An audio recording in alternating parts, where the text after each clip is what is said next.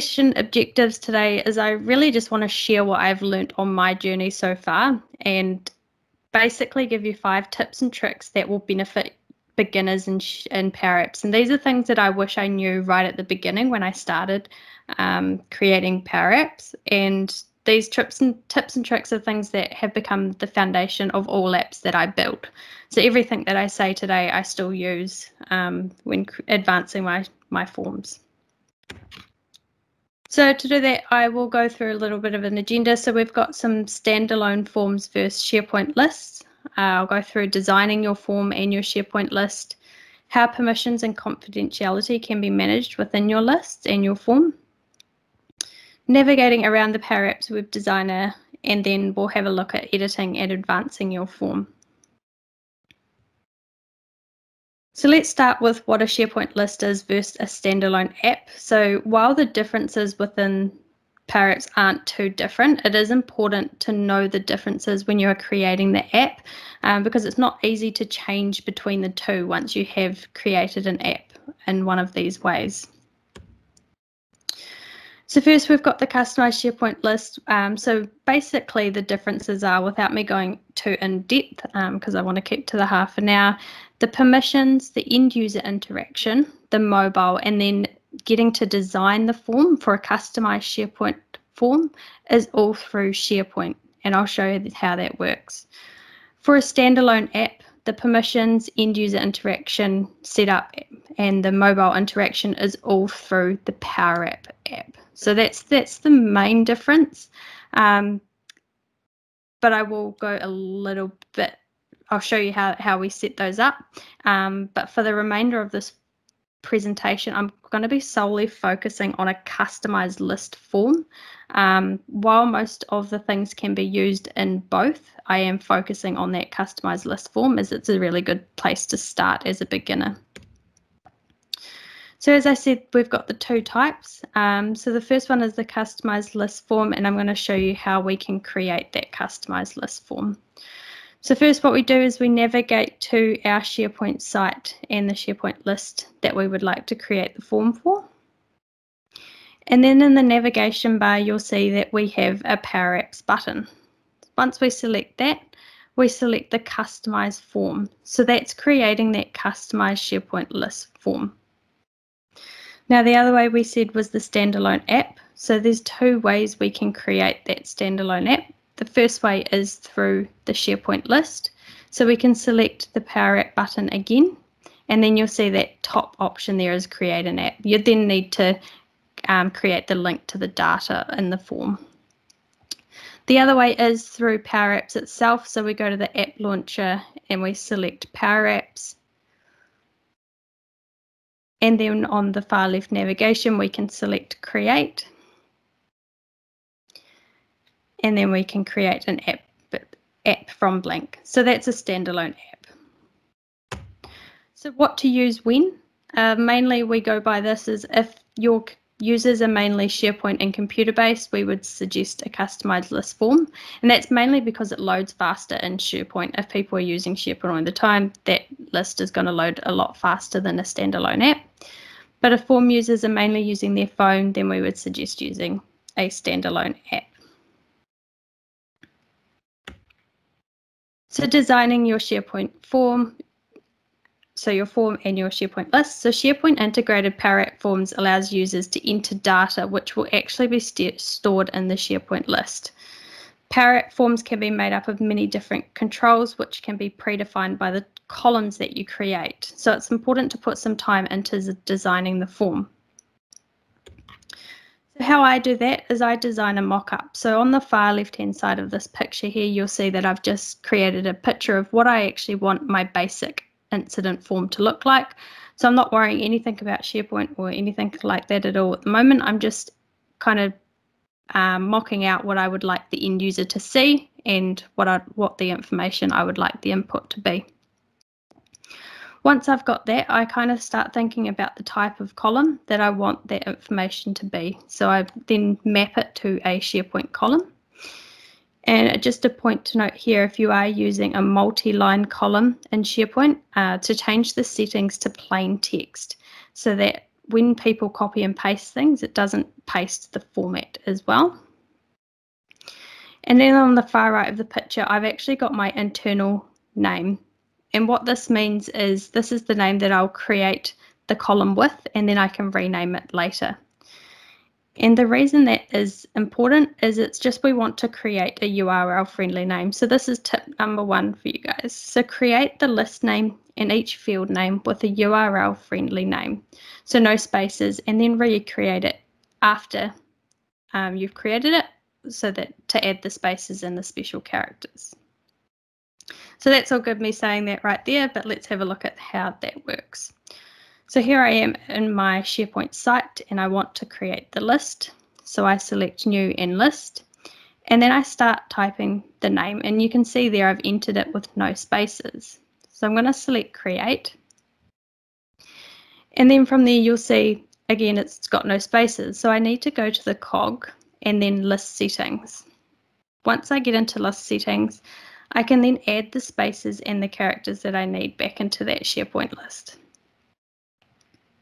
Then I push save and we go back to the list, and you can see that that title has updated to have spaces. But then if we have a look at the URL, you can see that it's been created nice and friendly, so there's no funny characters or spaces in there. Same thing when we're creating a SharePoint column. So we select add a column, and this one's going to be date of incident, and I'm going to create that with no spaces, and then I'll save that. And once that has created, I'm going to go back in and change it to add those spaces back in. So that's just more for the URL friendly and making it easy to relate back to in other areas once you get to that. So now my next point here is how permissions and confidentiality can be managed. And this is quite important for a SharePoint customized list. So by default, your list will have the SharePoint site permissions inherited. So what that means here is this picture that I have here. I created this site using Microsoft Teams. So it's a health and safety team site.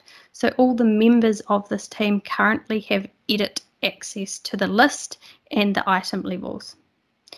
What edit access means is that they would actually be able to customize and edit the Power App. So they'd be able to go in to Power App, select customize form and edit it. So ideally what I want to do here is just break inheritance on that SharePoint list and give the list permissions, different permissions to the site. So I'd actually want to just give them contribute access, which means they can add an item, but they can't edit the form.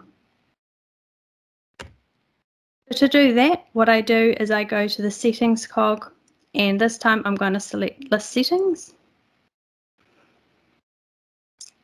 And once we get here, I can select permissions for this list.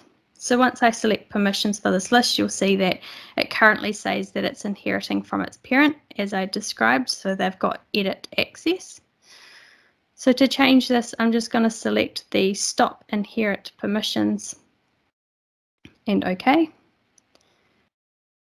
And then I want to change that member access. So I select that health and safety members group, select edit user permissions. And then from there, I can select that contribute level. And just remember just to change untick the edit because it goes from the highest level. So untick the edit and select save.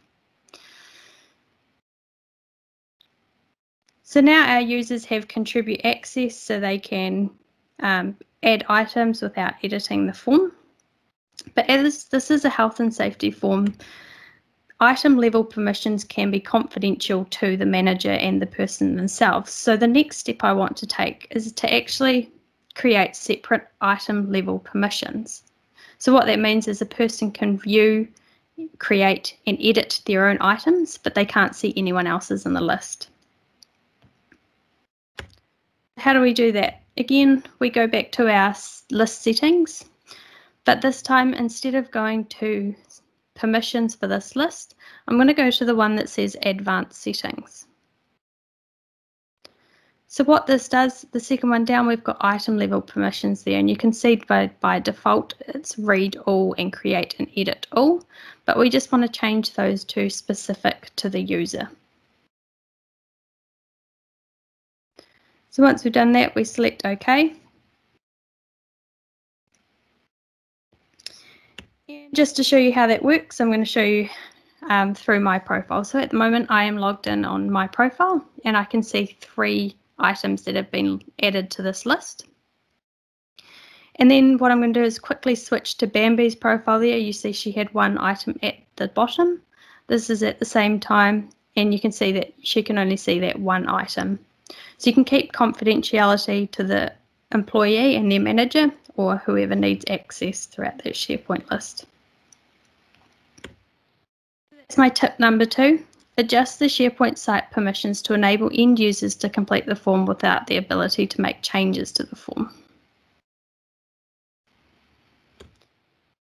So now I've designed my form, I've set the permissions. Now I want to get into actually creating and editing the form. So first of all, what does Power Apps looks like? Power App Web Designer has 9 areas that I want to show you, and then we'll have a quick look at orientation and size settings before we edit the form. So how do we get to Power Apps? As I said in the first point, that this is a customized list. So we're going to go to the Power Apps button and select Customize Form, and that will actually load the Power App Web Designer. So once that loads, and I just close all these areas that we don't need to see right at the moment. So the first one up the top is our ribbon, tabs and commands. And this is like most Office apps, you have your tab bar where you can complete different functions within Power Apps. We then have our various commands, which allows quick access to the app checker, undo, redo, preview and sharing. We have our object property selector, which works with our formula bar. So each object that you add to an app will have a variety of properties, and each property can have a formula that will determine the value of what it's going to do in the Power App. Number 5 is our object tree view. So this is a hierarchical list of all the screens in your app and the objects that they can contain.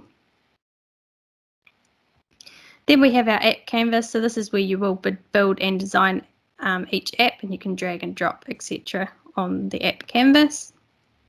Next to it, we have the object properties and settings. So the object properties and settings is really just a user-friendly object property selector and formula bar. So if you're new to Power Apps, I would highly recommend using that one. And then we've got our navigation and our zoom bar, where you can zoom in on the app canvas. So scrolling out of that, I can select File here, which we can then see our settings. And in this setting, I can change the size and the orientation of the app. So as my users are mostly computer-based, I'm going to change it to landscape and apply. And that just makes it bigger for the end user.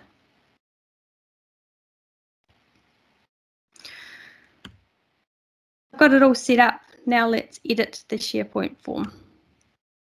So the first thing I always do when I come into my SharePoint form when I'm editing is I always change the field names. So I name each field with a proper name that describes its purpose. And the reason I do this is it just makes it easy to relate back to and use in other parts of the app or the app checker. So to do this, I'm just going to select that form screen 1 here. And I'm going to change that to SCR for screen. And then I'm going to call this incident details, as that's the purpose of this screen. I'm going to do the same for the form. So I'm going to select the 3 dots and rename and name that FRM form and then incident details again, because this is what this form will hold. So you can continue to do that for the rest of the objects in this view, but I'm just going to do those 2 for this example. So that's my 3rd tip. Name each screen and form with a proper name that describes its purpose. So this makes it easy to relate back to and use in other parts of the app or the app checker.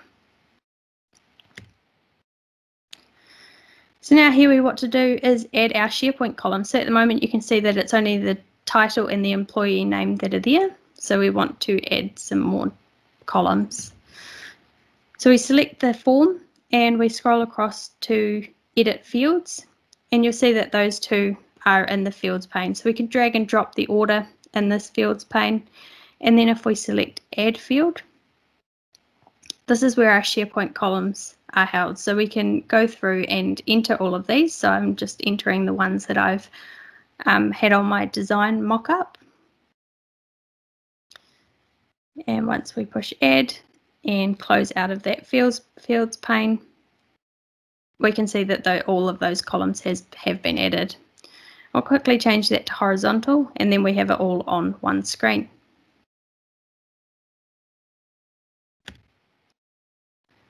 So it looks a little bit different at the moment, those items that I've just added, and there's a few things I just want to change to make it more user-friendly. So the first one being the title. At the moment, that title doesn't really tell the end user what information they're required to enter here. So I'm just going to select the advanced panel, and I unlocked it to change the properties. And I'm just going to change that to incident title. So it's a little bit more, lets the end user know what that field is required there. So looking at the other ones, I'm pretty happy with the rest of those until we get to the description. So at the moment, that description is a single line. And what I want to do is change that mode to multi-line, so more data can be entered into that description.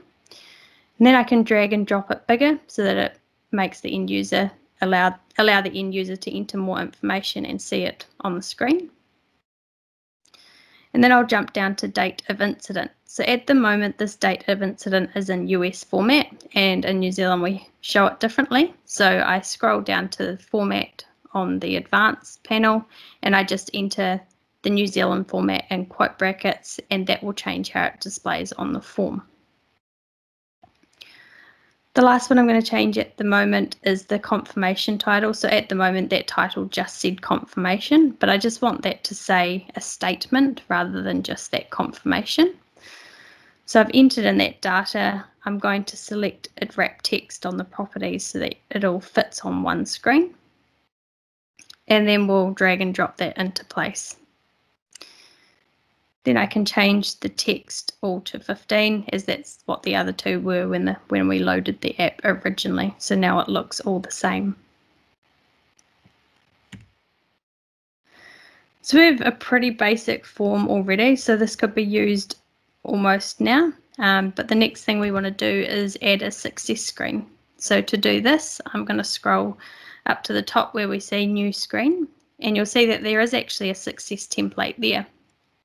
So I'm just going to use that one for our basic form, and I will rename it as I did for my other screen, so SCR and then success. So that's added a really basic success screen to our form, but the next thing we want to do is add some buttons. So what these buttons are going to do is submit the form and take us to that success screen. So to do this, I'll drag the form up a little bit just so that I know the buttons are completely away from the form. And I'll select insert at the top, and then we'll go button. So that will always add it to the top left-hand corner there, where I can drag and drop it into position of where I want that button to sit. The first thing we'll change is that text from button to submit, because that's what this button will do. And then if we go to the advanced panel here, what we want to change is the on select. So what that means is when that button is selected, what do we want it to do? So ideally what we want it to do is submit the form. So we'll select submit form, and then it asks us which form, and because we renamed our forms earlier, we know which one it is. Close that bracket, add a semicolon, and then we can have navigate. So navigate can help us get to the next screen.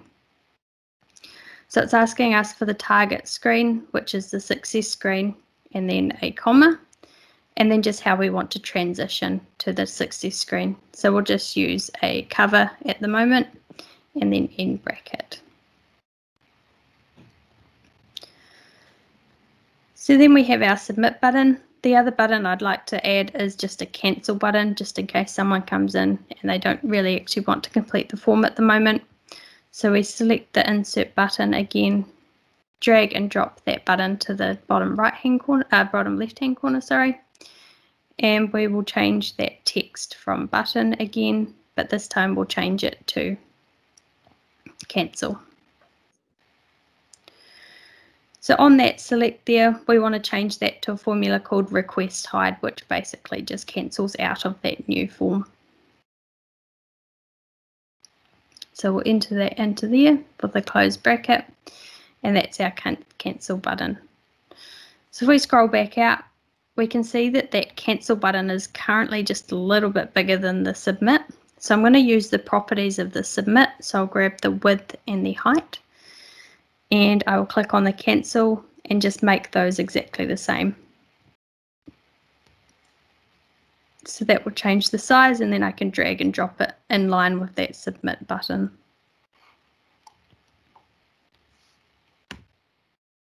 So tip number 4, add a success screen to convey to the end user that the form submission was successful.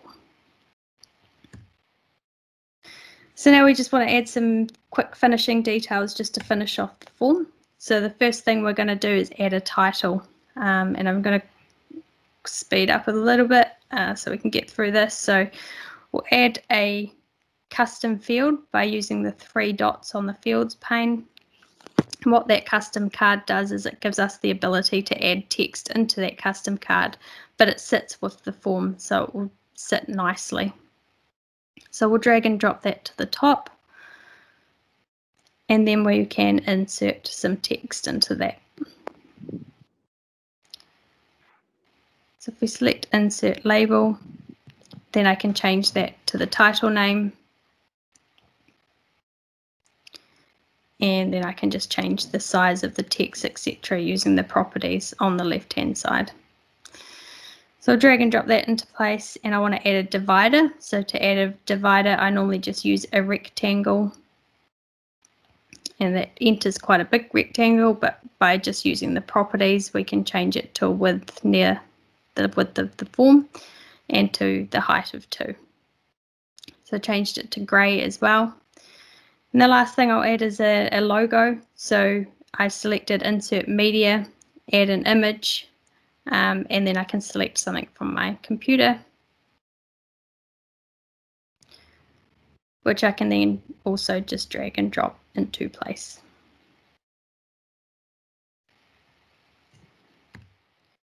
So just make small design changes like adding colour, a title and a divider to make the form visually attractive to end users. So let's see it in action. Here I am logged in as Bambi's profile, and I'm going to select the health and safety incident form and new. And here we have the form that we've just created, where we can enter the details that's asked of us. So once that's all entered there,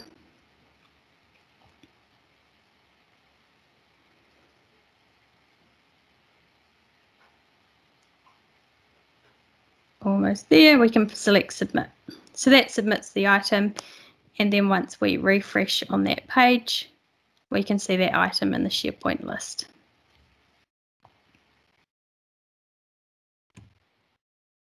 So I'm just going to show you some advancing your form tips really quickly. So how you can advance your form. So in this following clip, I've added some multi-page form. We've got some branching, some automatically completed fields. I've replaced the yes, no toggles with checkboxes, added confirmation, used connections, conditional formatting, and I have a few flows in the background. So again, I did my design plan before I started this, just so I knew what I was trying to design. So if I go to the advanced incident form here and select new, there's only one type showing here. So what's showing is incident type. So once you select the incident type, different fields will display depending on that type that you select. So I've selected near miss for this one. And the next question is, were you the person involved? So if I select yes, some fields disappear, and my name automatically populates there. So I'll enter these details here again, and we'll scroll through.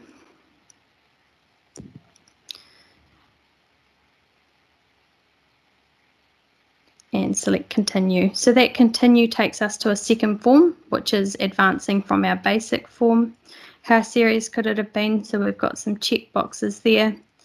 And once I select continue, it actually brings up an error message where I can confirm that the information is correct and then submit. So if I close out of that and refresh again, we've got that item has been added. So once that item has been added, it sends an email to their line manager.